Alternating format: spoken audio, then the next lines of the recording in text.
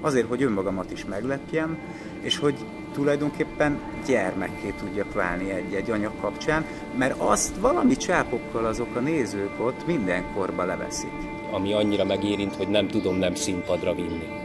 Nem tudok az alkotó folyamatnak minden egyes pontjáért felelősséget vállalni, mert ott van a másik ember, a többi emberek, akik óhatatlanul bele fognak köpni a levesembe.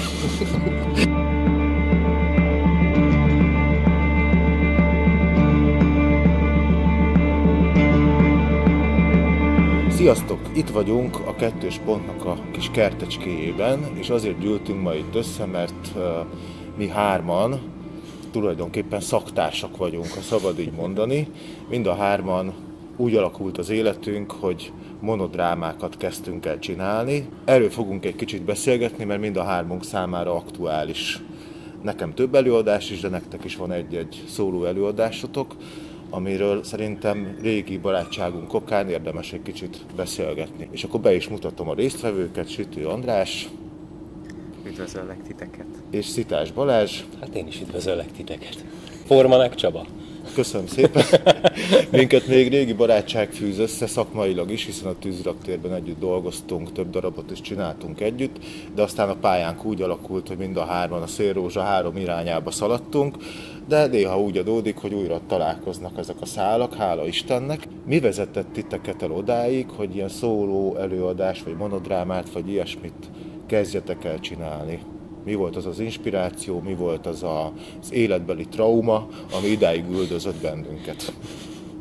Én az Ikrek havát csinálom, a Radnóti Miklóstól, ugye ez az egyetlen prózai műve.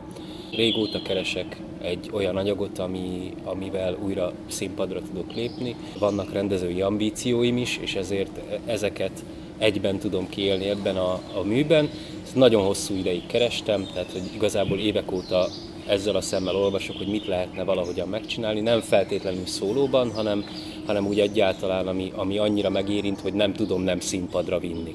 Radnótinak a gyerekkorát dolgozza föl, amiben hát traumák és egyébként nagyon humorosan feldolgozott részek is vannak, egyszerűen dallama van a szövegnek, sodor, visz magával, tehát azt gondolom, hogy olvasva is, de hogy elmondva meg még inkább lehet ezeket a sodrásokat átadni a közönségnek, és azt gondolom, hogy ez mindannyiunkban közös, hogy a gyerekkorunkban voltak traumatikus részek, vagy éppen humoros részek, és ezeket az emlékeket nagyon sokan, nagyon nehezen dolgozzuk föl. Én például nehezen dolgoztam föl a saját magam gyerekkorát, és szerintem ezzel többen így vagyunk, és talán ezzel közelebb kerülünk ahhoz, hogy másoknak is, vagy magunknak is könnyebb legyen ezekkel a traumákkal, vagy éppen történetekkel dolgoznunk.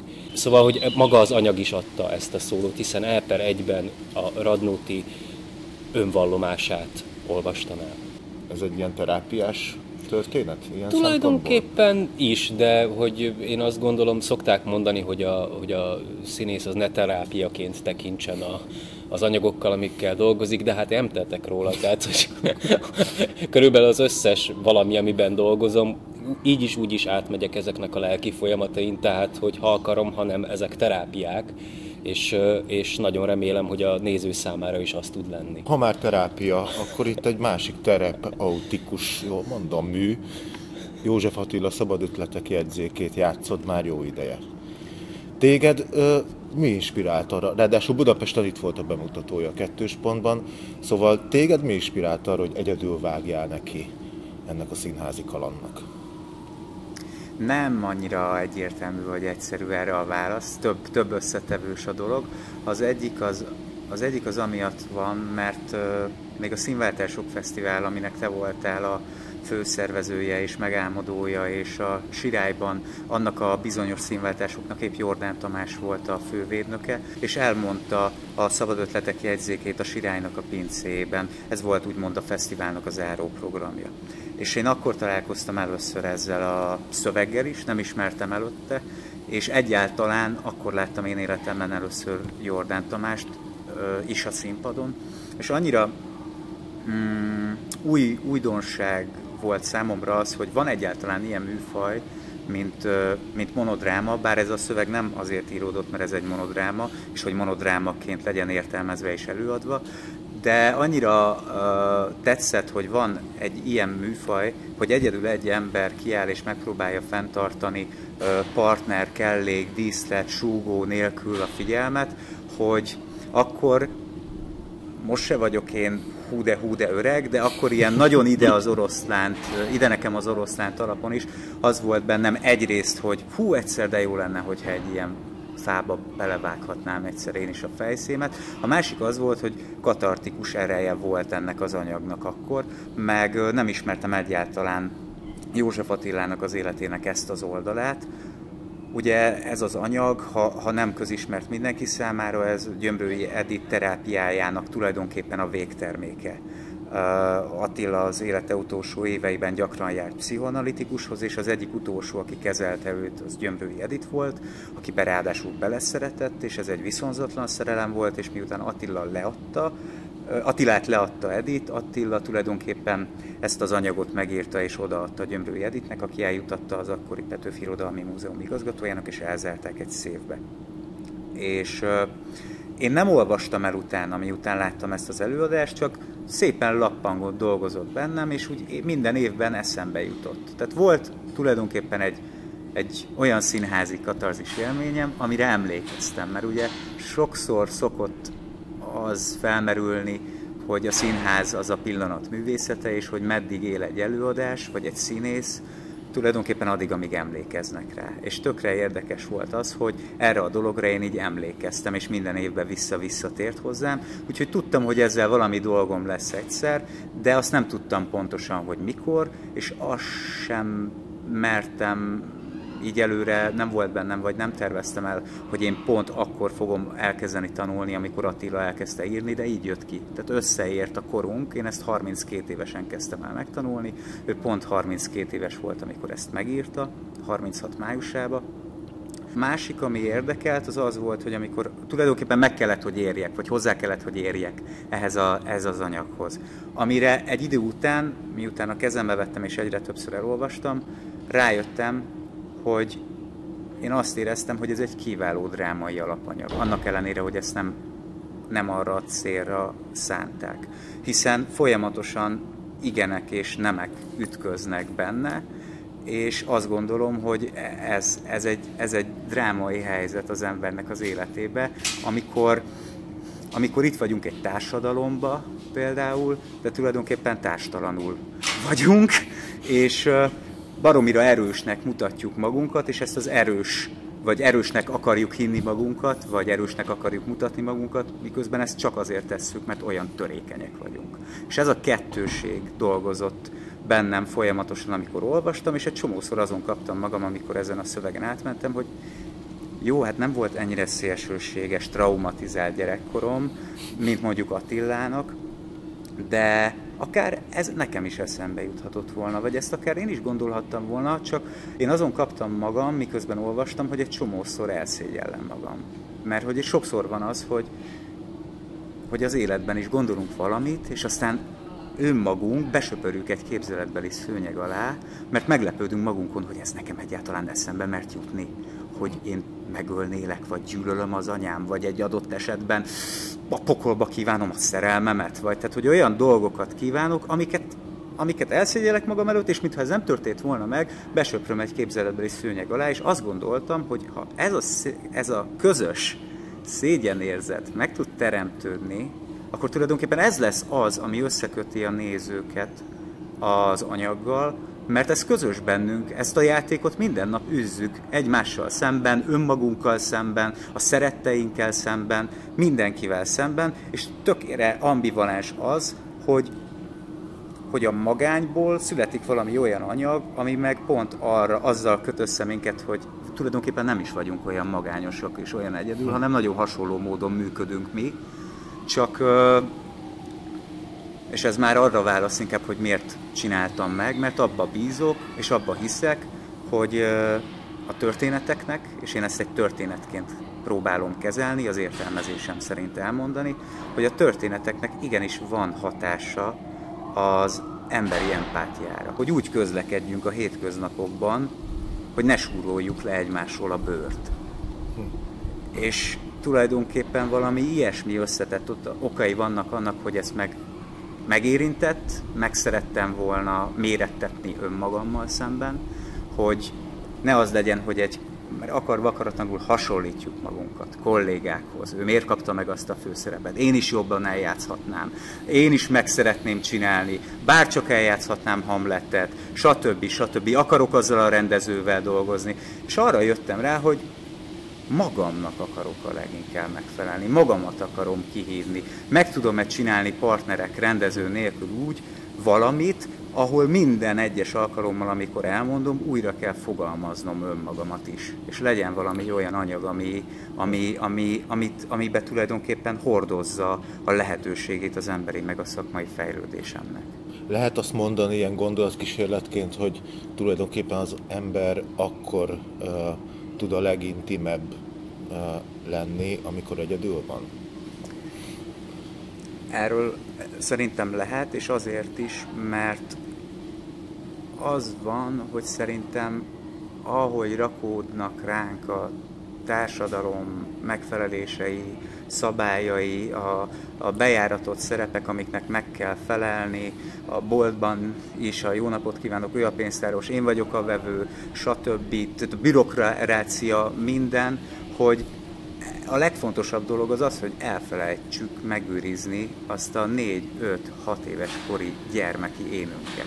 És az, hogyha én egyedül vagyok a színpadon, kiszolgáltatva, én szerintem, ha akkor tud súlya lenni, hogyha nem csak elmondom azt az anyagot, hogy eljátszom aznap az anyagot, mert akkor én tulajdonképpen A-ból B-be átmegyek, végrehajtok valamit, és a nézők a végén tapsolnak. És ez engem annyira nem izgat, vagy nem érdekel. Azt szeretem, hogyha azt a gyermeki érzékenységi fokot, azzal, hogy mondjuk tartok ott egy szünetet, ahol nem tartottam az előtt nap, de megtartom, azért, hogy önmagamat is meglepjem, és hogy tulajdonképpen gyermekké tudjak válni egy-egy anyag kapcsán, mert azt valami csápokkal azok a nézők ott mindenkorba leveszik. És ezt baromira lehet érezni a nézőknek a figyelméből,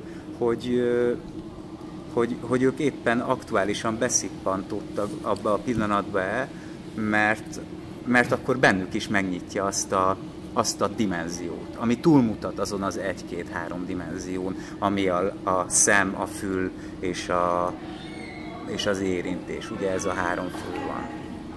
Ez az egyik legizgalmasabb tapasztalat már, amikor az előadás közben, vagy az előadásokra visszagondolva, amit valahogy így tudnék leírni a közönséggel együtt, hogy közösen vagyunk ebben a magányban.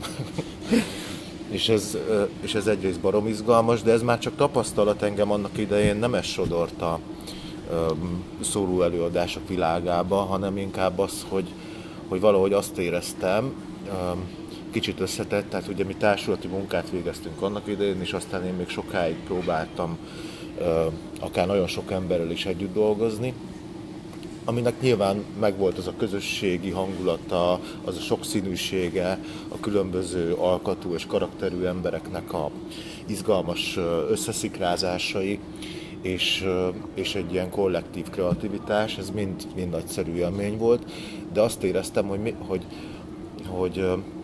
hogy nem tudok az alkotó folyamatnak minden egyes pontjáért felelősséget vállalni, mert ott van a másik ember, a többi emberek, akik óhatatlanul bele fognak köpni a levesembe. Máshogy kevergetik a főzeléket, mint ahogy én szeretném, vagy inkább azt mondanám, hogy amit tudok kontrollálni. És hát ráadásul ezek a technikai nehézségek, hogy akkor össze kell gyűlni, egyeztetni kell, nem tudom, és ehhez képest pedig azt éreztem, hogy valószínűleg egy sokkal elmélyültebb alkotó folyamatba tudok menni, hogyha nem kell másoknak az igényeire figyelemben legyek, csak a sajátoméra, és magamat meg viszonylag könnyű egyeztetni. És annak idején, amit először csináltam, az ugye az első monodrámám, talán láttátok, az egy szerelmi történet volt, ami hát igazából a való élet traumája ihletett, és azt is éreztem, hogy ez annyira mélyen személyes, hogy ebbe én nem tudok más embert bevonni, ezt valahogy egyedül kell végigvigyem. És aztán a mostan játszott 2 előadás, a Hádész és a Diogenész, tök véletlenül mind a 2 görög egyébként, azok már ebből folytak ki, hogy úgy mondjam. Ugye a Diogenészt a Weiner Tibi írta, de kifejezetten rám, és megkértem, hogy kérdezte annak idején a Tibi, hogy hogy akkor hány szereplő legyen benne, és akkor mondtam, hogy akárhány szereplő legyen, de úgy írd meg, hogy egy színész, én el tudjam játszani akár az összes szereplő. Mert ott meg már kifejezetten az volt az érzésem, hogy egyedül gyorsabban haladok. Ennek megvan nyilván a maga kínja, meg ez az állandó reflexió, meg visszhang, ami az egyedül léttel, a próba folyamat egyedül létével jár. De másrészt meg van benne valami nagyon... Tehát mint a képzőművészek, mindig irigylem, hogy ő azért a vászonért, amit megfest, vagy azért a szoborért, amit megalkot, minden egyes milliméterért felelősséget vállal, és nem foghatja másra, hogy az ő hibája, vagy az övé, vagy nem kaptam pályázati pénzt, és csak így sikerült. Ugye neked most május 18-án lesz a bemutatód itt a 2. pontban, az Ikrek Havával, és hogy engem az érdekelne első körben, hogy hogyan próbálsz? Hát minden szabadidőmben próbálok most már egy jó ideje, amióta kész van a szövegnek a meghúzása, ami nagyjából ilyen 1,5-2 hónap. Hát úgy kezdem, hogyha otthon vannak a Lurkók meg a Zsuzsi, akkor általában a dolgozóban úgy kezdem, hogy bebeszélek, ez nagyon fontos, mert hogy vannak tényleg iszonyatosan lendületesen folyó szövegrészek, tehát hogy ott nem akadhat meg a nyelvem, mert az nyilván veszi ki magát. Szóval ez az első 10 perc nagyjából, hogy bebeszélek, és utána pedig elkezdem feldolgozni az anyagot. Igazából nagyjából a hangsúlyokat, meg a történéseket ilyen nagyon minimálisra próbálom meg beállítani, és próbálom azt kitalálni, hogy hol és hogyan lehet a nézőkkel interaktálni. Nem durva interakciókra kell gondolni, tehát hogy ez nem egy nézőkínzó színház, ahol nem tudom... Ezt most már senki nem hiszi el. Megfogom a vagy a nézőket, meg nem tudom, hanem hogy vannak olyan részek, amiket kifejezetten tudok egyik-másik nézőnek mondani, anélkül, hogy mondjuk közel mennék, vagy valami, hanem hogy így valakinek lehet mondani, és a kvázi az ő válaszait tudom interpretálni. Szóval igazából egyes részeket veszek mindig, tehát hogy felosztottam 4-5 részre a darabot, és akkor mindig csak egy részt próbálok venni, hogy ezeket kigyakorolni, hogy egyrészt pontosan tudjam ezeket a ritmikai, dallambeli különbségeket vinni, másrészt pedig érzelmileg tudjam magamat is abba az irányba terelni, és másrészt mindeközben azon gondolkodni, hogy ez éppen hogyan lehet mondani, hogy éppen mindenkinek, vagy éppen tényleg valakinek a személyében, mint hogyha egy ilyen személyes dologba vonnám bele. Csinálsz olyat, hogy mondjuk felveszed akár csak hangban magad és visszahallgatod? Nem, hanem megvannak ezek a bizonyos pontok, és hogyha nem sikerül éppen eltalálnom, akkor visszamegyek a résznek az elejére, és megpróbálom újra és újra, hogy az legyen pontos, mert hiszen itt nagyon-nagyon pontosnak kell lenni. Ugye a hármunkban az is közös, hogy nem csak előadjuk ezeket a műveket, vagy hát te mindjárt nem sokára fogod adni, hanem magunk is rendeztük magunkat. Igen. Nem szokott ez zavart okozni neked, hogy most nem. Ki vagy?